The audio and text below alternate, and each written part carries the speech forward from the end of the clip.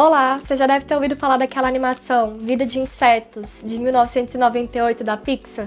Essa daqui, ó.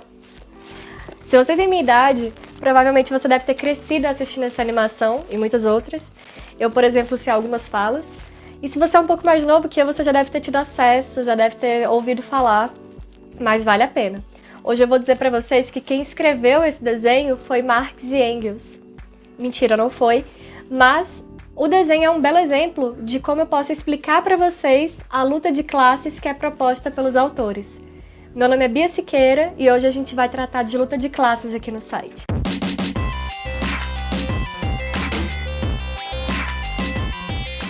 Para entender a luta de classes como conceito sociológico, primeiro a gente tem que entender que não é uma ferramenta comunista de dominação mundial.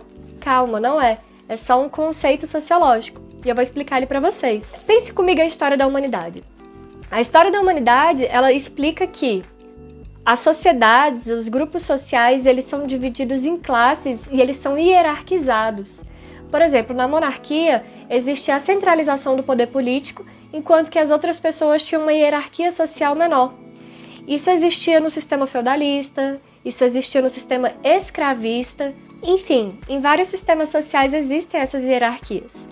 E aí, com a Revolução Francesa, a gente pôde notar que algumas dessas hierarquias foram transformadas, mas a ideia de dominados e dominantes ela continuou existindo. Na Revolução Industrial, houve a divisão do trabalho, mas anterior à Revolução Industrial já existia a divisão do trabalho.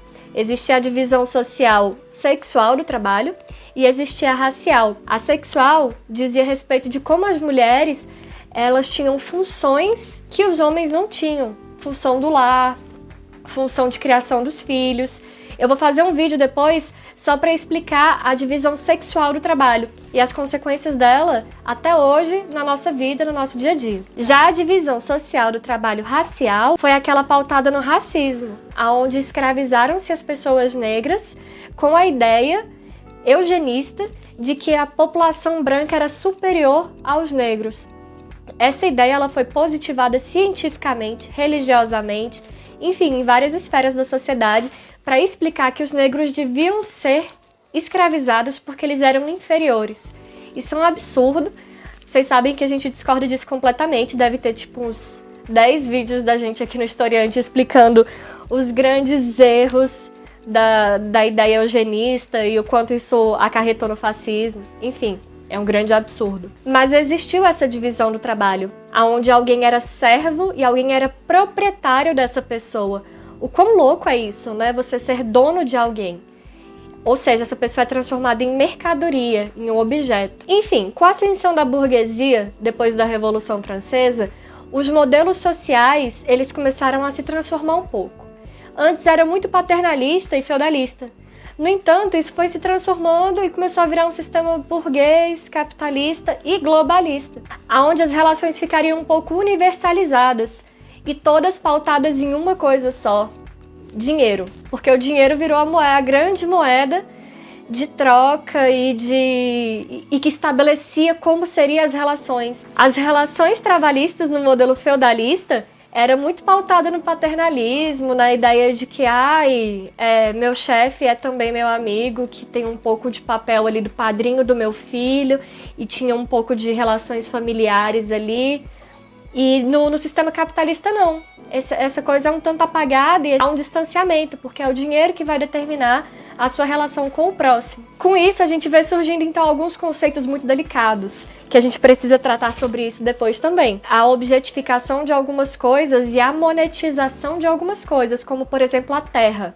A terra até então era apenas uma ferramenta de subsistência. É o lugar onde você mora, produz e se sustenta. No entanto, com essa ascensão do capitalismo, a terra passa a ser um produto, uma mercadoria. Não só a terra, como também a mão de obra. A mão de obra do trabalhador, que não tem sua própria terra, que não tem dinheiro e não tem como se sustentar, e ele é obrigado a vender a sua própria mão de obra para continuar subsistindo. Ou seja, a mão de obra vira uma mercadoria e, por consequência, o trabalhador vira mercadoria também. E aí a gente vê surgir, então, duas classes. Uma que é dependente da mão de obra trabalhadora para produzir e a classe trabalhadora que é dependente do seu próprio trabalho para subsistir. Isso é o que a gente chama de luta de classes, essa divisão entre quem tem dinheiro e contrata essa pessoa que precisa subsistir e essa outra pessoa que vende a sua mão de obra e se torna uma mercadoria de outra pessoa. Essa é a luta de classes proposta por Marx e Engels. Aqui a gente vê surgir então outro conceito importante, que é a propriedade privada e a propriedade particular. A propriedade privada é aquela do grande proprietário, grande burguês que a gente está aqui tratando. É o dono de grandes terras, de grandes meios de comunicação, de grandes meios de produção, de grandes marcas. Esse cara é o burguês, ele é o dono dos meios de produção. O que é completamente diferente daquele que é proprietário individual, que tem o seu próprio carro, sua própria casa, sua própria terra e produz para si. Isso, a gente tem que entender essa diferença aí. Existe essa diferença muito clara. Porque entre essas duas classes existe a classe média. A classe média é aquela que, se ela parar de trabalhar e de produzir, ela vai voltar a ser o trabalhador comum. Ela precisa vender a sua mão de obra para que ela subsista também, para que ela continue tendo sua qualidade de vida. Nessa classe média a gente coloca, por exemplo, a mão de obra qualificada.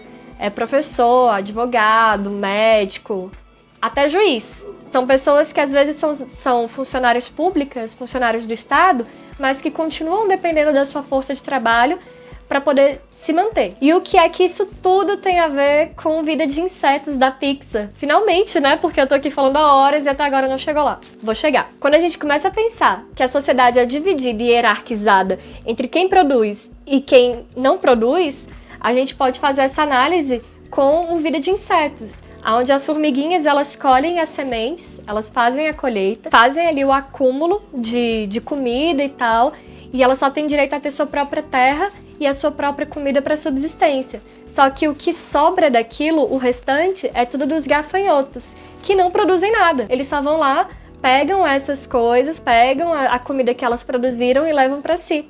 E isso vira um sistema de quem produz e quem consome. A pessoa que produz, ela consome só o mínimo para se manter. Quem desfruta de fato... No filme tem umas cenas que os gafanhotos estão como se fosse num bar e num restaurante e comendo bastante, tendo uma grande fartura. Enquanto as formigas, às vezes, estão numa situação de que não tem, tá faltando comida. Tem alguém passando mal de fome. E é mais ou menos isso que a gente está tentando exemplificar. Que quem de fato trabalha, quem de fato sustenta aquele sistema ali, são as formigas, enquanto que os gafanhotos apenas desfrutam do que elas produzem. Isso tudo que eu tô falando é uma análise sociológica, que eles fazem a partir do materialismo histórico, que eu já falei aqui no site, aí vocês podem procurar, deve ter em algum lugar da tela. O materialismo histórico compreende a sociedade por um viés materialista. Ele analisa a história da humanidade por um viés materialista, econômico, de dinheiro. Não é uma ideologia, não é uma coisa que eles querem nos impor e obrigar a gente a concordar com eles. Calma, não é isso. Eles só estão tentando analisar e explicar pra gente que a história da humanidade, a história das pessoas, a nossa história, ela é uma história de luta de classes, onde sempre existiu uma classe dominante e uma classe dominada. E por hoje é isso, eu espero que tenha ficado claro, ou que vocês tenham entendido pelo menos um pouquinho.